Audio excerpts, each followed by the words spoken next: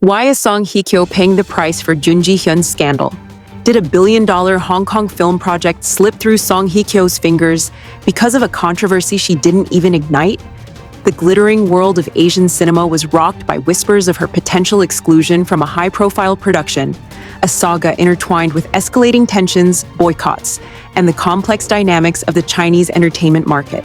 What began as a promising collaboration has spiraled into a tale of cultural clashes, personal resilience, and the unrelenting pressures of fame, leaving fans and industry insiders questioning what this means for one of South Korea's brightest stars.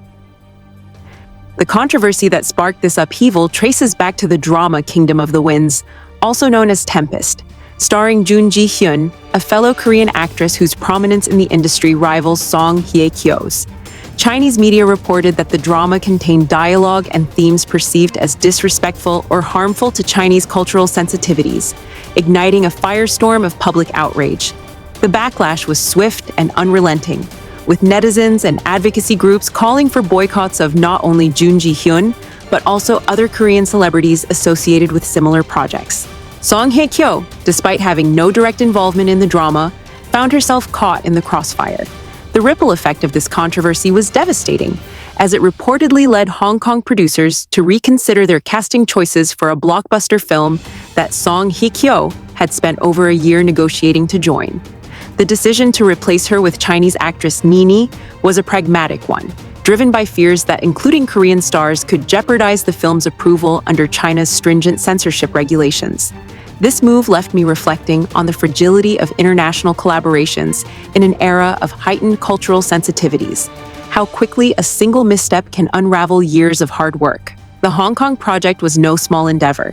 Described as a billion-dollar venture, it represented a golden opportunity for Song Hye Kyo to expand her already illustrious career into one of Asia's most lucrative markets. Her negotiations, which spanned over a year, underscored the mutual enthusiasm between her and the producers.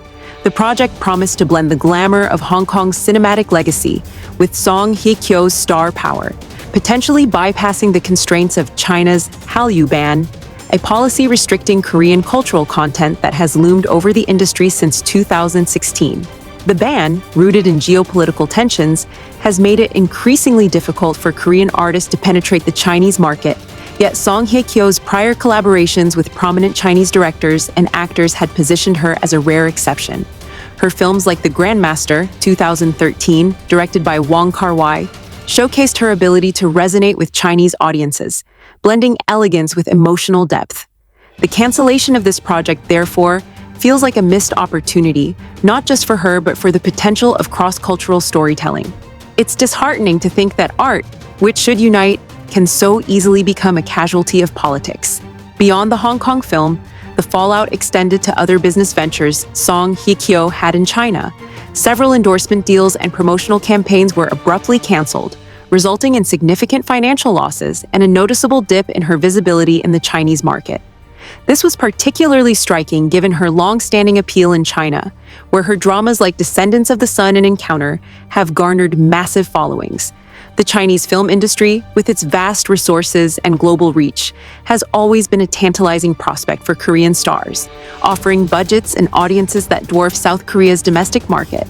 Losing these opportunities must have been a bitter pill for Song Hye Kyo, yet her silence on the matter speaks volumes about her composure. In an industry where public statements can fuel further controversy, her restraint feels like a masterclass in navigating turbulent waters. I can't help but admire her ability to remain poised when the stakes are so high. The broader context of this controversy reveals a growing wave of anti-Korean sentiment in China, fueled by calls for a complete Korea ban that would extend beyond the existing Hallyu restrictions.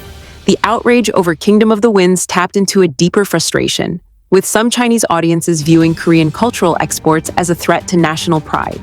This sentiment has cast a shadow over many Korean artists, but Song Hye Kyo's case is particularly poignant given her established rapport with Chinese audiences. Her past projects in China, including collaborations with stars like Tony Leung and Zhang Zi, were celebrated for their artistry and cross-cultural appeal. The sudden reversal of her prospects in this market underscores the precarious nature of fame in a globalized world, where external factors can derail even the most carefully laid plans. It's a stark reminder of how interconnected yet divided our world remains, where cultural misunderstandings can have far-reaching consequences. Amid this professional turmoil, Song Hye Kyo's personal life has also been under scrutiny, particularly her past marriage to Song Joong-ki. The Song couple, as they were affectionately dubbed, captivated the world when their on-screen chemistry in Descendants of the Sun blossomed into a real-life romance. The 2016 drama was a cultural phenomenon, catapulting both actors to Pan-Asian stardom with its gripping storyline and undeniable charm. Their 2017 wedding was a spectacle, attended by A-list celebrities like Park Bo-gum and Lee Kwang-soo, and covered extensively by international media. For a moment, they embodied the fairy tale romance that fans across Asia dreamed of. But the fairy tale crumbled in 2019 when they announced their divorce after less than 2 years, sending shockwaves through the entertainment world. The abrupt end left fans reeling, with social media buzzing with speculation about infidelity, career conflicts, and irreconcilable differences.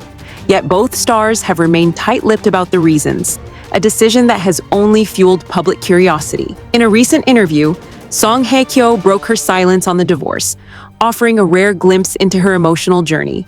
Her response was measured yet profound. "When that incident happened, I quickly moved on. I tried to move forward strongly and find a positive path for myself." The brief pause before her answer, noted by reporters, hinted at the weight of the moment, yet her words radiated resilience. This was her first explicit acknowledgement of the divorce since 2019, and it struck a chord with fans and media alike. "I found her candor refreshing in an industry often cloaked in pretense. Her ability to address such a personal chapter with grace is nothing short of inspiring." Her statement wasn't about airing grievances or settling scores. It was about closure, about reclaiming her narrative. It's a powerful reminder that even public figures grapple with private pain, and her choice to focus on growth rather than bitterness sets her apart.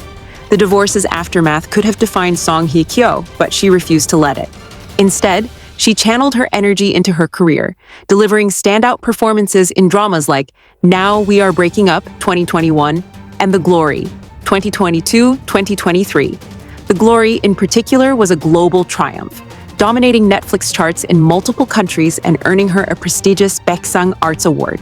The drama, a gritty tale of revenge and redemption, showcased her versatility and depth, proving that her talent transcends personal setbacks. Watching her portray a woman reclaiming her power felt almost autobiographical, mirroring her own journey of resilience. The success of The Glory not only reaffirmed her status as a global star, but also highlighted her ability to connect with audiences across cultures. It's a testament to her craft that she can evoke such raw emotion, making viewers root for her both on and off the screen. Social media erupted with praise for Song Hye Kyo's strength, with fans calling her an inspiration for women navigating their own challenges. One comment stood out: "She's truly strong. Not everyone can overcome such a shock and shine again." International fans echoed this sentiment, hailing her as a symbol of empowerment. Her journey resonates because it's universal. Heartbreak, loss, and the courage to rebuild are experiences that transcend borders. At 44, she remains a beauty and fashion icon, representing luxury brands like Fendi and Chomé, while continuing to set trends in South Korea and beyond. Her ability to maintain such influence in an industry that often sidelines women over 40 is a feat in itself, and it fills me with admiration for her tenacity. The contrast between Song Hye Kyo and Song Joong-ki's post-divorce paths adds another layer to their story.